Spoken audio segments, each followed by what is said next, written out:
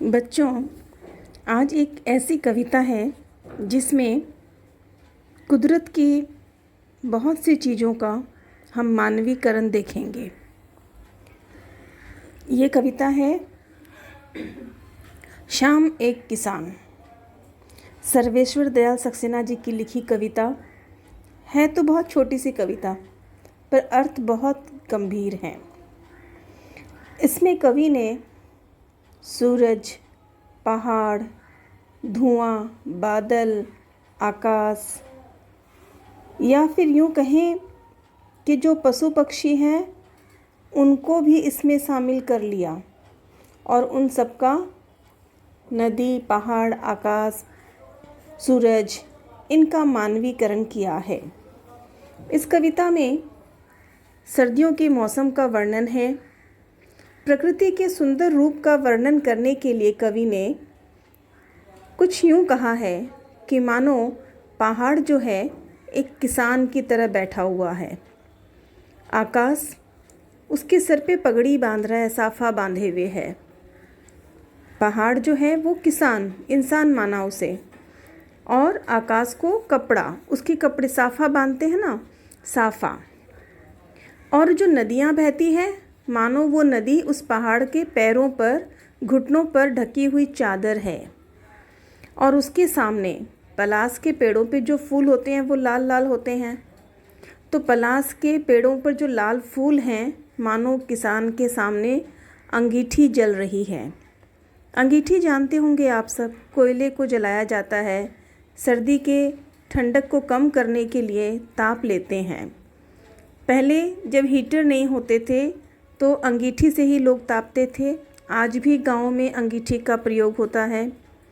और धीरे धीरे सूरज डूबने पर जो अंधेरा छाता है उसको कवि ने मानो बहुत सारी भेड़ें होती ना, सिप भेड़ें एक साथ जमा होकर चलती हैं तो अंधकार सा लगता है, क्योंकि वो सर को झुका लेती हैं। तो ऐसा लग रहा है कि उन्होंने, मतलब किसान ने अपनी चिलम जगा ली है। वो अब चिलम जगाकर चिलम पीते हैं। और यह पूरा दृश्य एकदम शांत सा है, क्योंकि संध्या के समय शांति छा जाती है। लोग अपने घरों को आ जाते हैं, पशु पक्षी अपने घर चले जाते हैं। और जिनके घर में, चाहे वो इंसान हो या पशु पक्षी, अगर उनके घर वाले सब घर पे नहीं पहुंचते तो वो उन्हें ढूंढते हैं, बुलाते हैं, आवाज़ें देते हैं। कवि ने इन सब का मानवीकरण करके कहा है कि ये जो किसान रूपी पहाड़ है ना, ये चिलम जलाता है। मतलब संध्या के समय हल्का अंधेरा होने से पहले सूरज की रोशनी में थोड़ी सी लालिमा होती है, अलग अलग रंग आते हैं।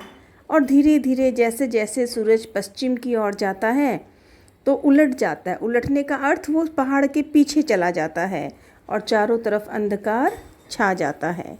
तो कवि कहते हैं कि धीरे धीरे वो चिलम जो उसने जलाई थी वो उलट जाती है, यानी कि सूरज डूब जाता है और चिलम जो है वो बुझ जाती है, अंधेरी काली सी दिखाई देने लगती है।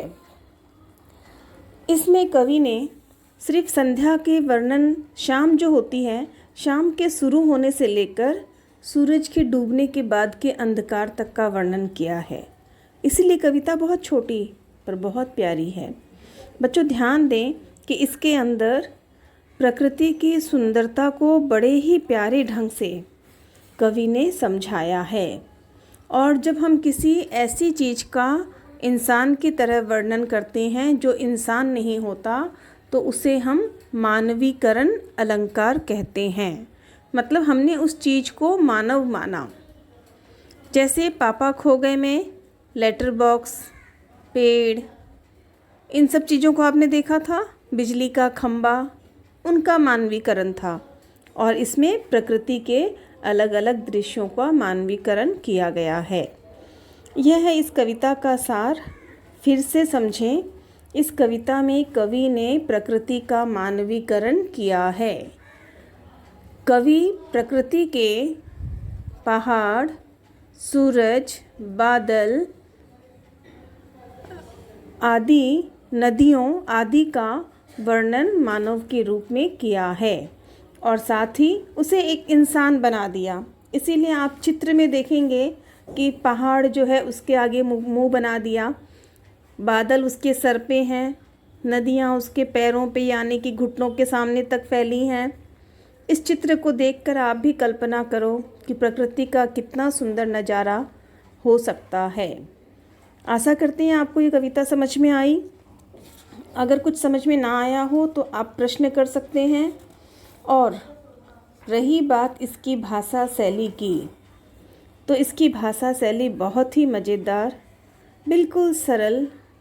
हाँ, कुछ कुछ इसमें देशज शब्द हैं, जैसे साफा, अंगीठी, दहक, गल्ले सा, चिलम, ओंधी, ये सारे शब्द जो हैं ना वो हिंदी में या तो देशज शब्द हैं और या संयुक्त शब्द हैं जो अलग अलग भाषाओं से मिलकर बन जाते हैं।